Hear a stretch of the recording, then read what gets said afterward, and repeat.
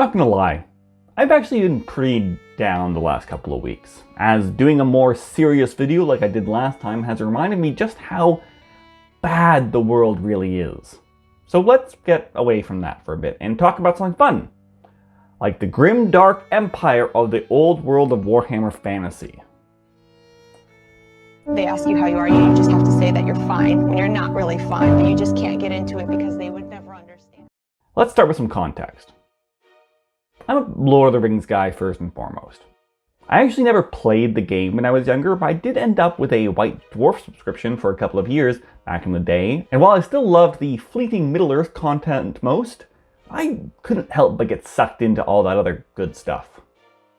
And with all the wild stuff in both the fantasy and sci-fi lines, the ones that always stuck with me were most the Fantasy Empire, as I just loved the aesthetic.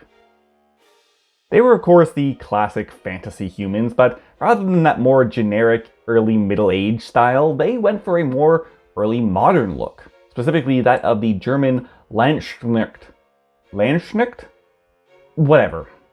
The ranks and ranks of outlandishly over-the-top troops and wild fanatics was just so spectacular, and then even cooler when you got into the deeper and darker world of stuff like Mordheim. And so over the years I've ended up with a handful of Middle Hammer era models of these guys, and with all the fun I've been having painting the rank and file of my Arnor troops, I just couldn't resist finally jumping into these.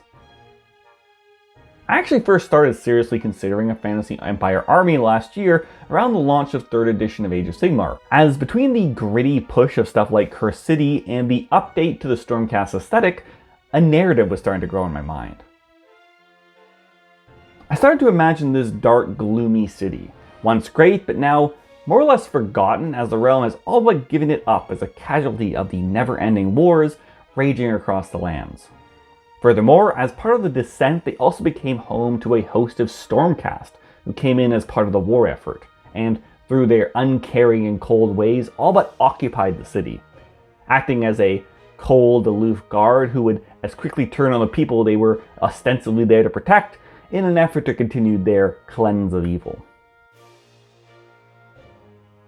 And so with that in mind, I painted a couple of figures up last year, and even built a little building to fit into that world, and in the world of Cursed City itself.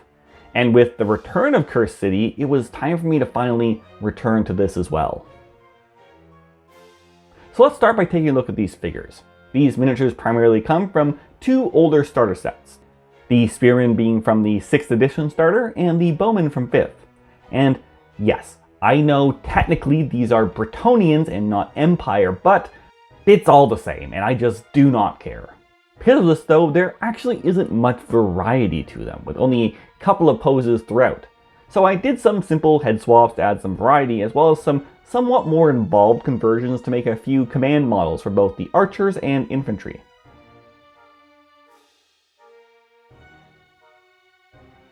But I still wanted someone to lead them, and so I'm bringing in this figure. This is a Reaver figure from an upcoming line by a company called Flags of War.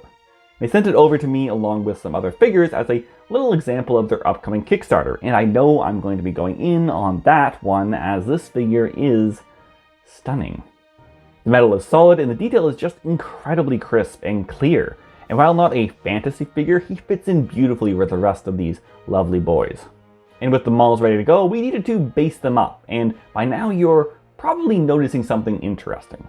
I've been talking a lot about Warhammer Fantasy, but I still chose to use round bases. Why? Well, there is a reasoning behind this, namely that I just think they look better, especially when laid out on a board in a non-uniform way, as always ends up happening in non-rank and file games. And as such, considering I'm most likely to end up playing Age of Sigmar or Warcry with these guys, it just made sense. Also, I already have some ideas and plans for making some square movement trays for these and other models, so those should fill in the need for the ranked up style of Warhammer Fantasy easy enough when I get around to them. But as for the bases themselves, I'm going for a city street look, and so cut out some bricks from some thin sheets of cardboard I had lying around. And then dunk the bases in some sand to fill in all the empty space as general dirt and detritus.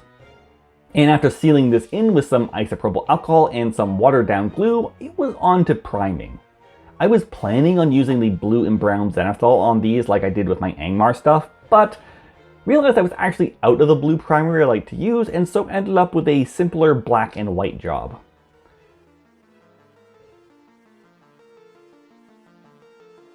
From there, we started by painting the uniforms, and for the first color, I chose red, as it's just my favorite. I then applied this to random different sections of uniform on each model to differentiate them. Afterwards, I filled in the rest with black, as it fits well with the dour Ingram theme I was going for and is always a nice complement to the red.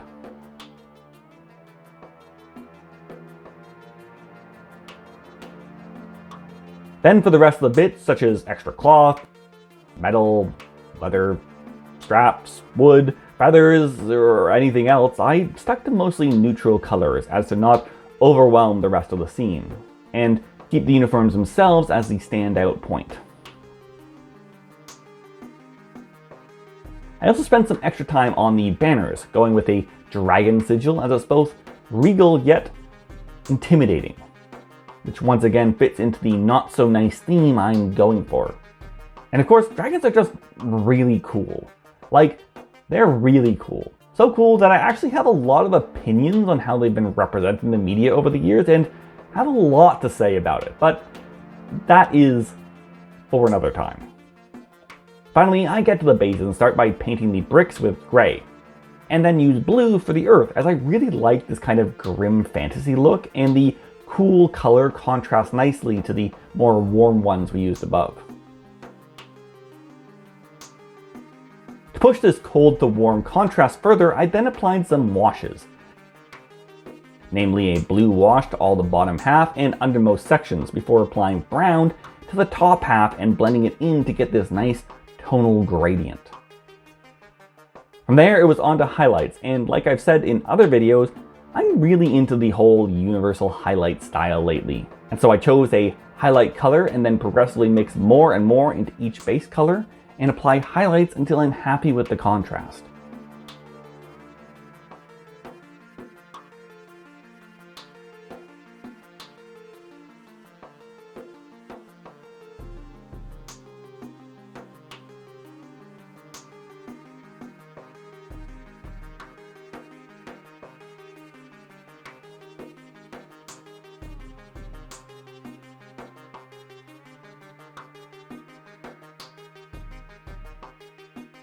The only sections I didn't do this on were the metals, which I simply highlighted in a more basic way, as well as the bases themselves, which I built up with some progressive rounds of dry brushing.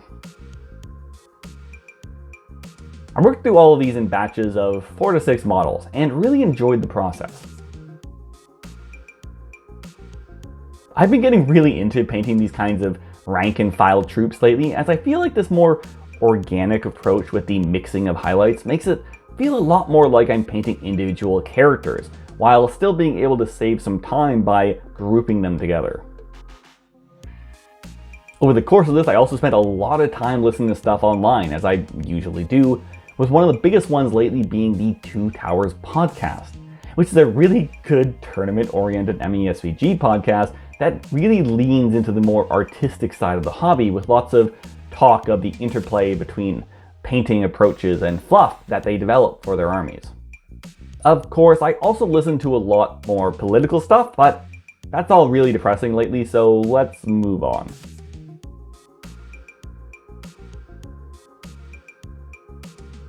Afterwards, to add just that last pop of color, I added some really small tufts to the bases, as well as a few bits of static grass. Painted the rims black, and we were good to go.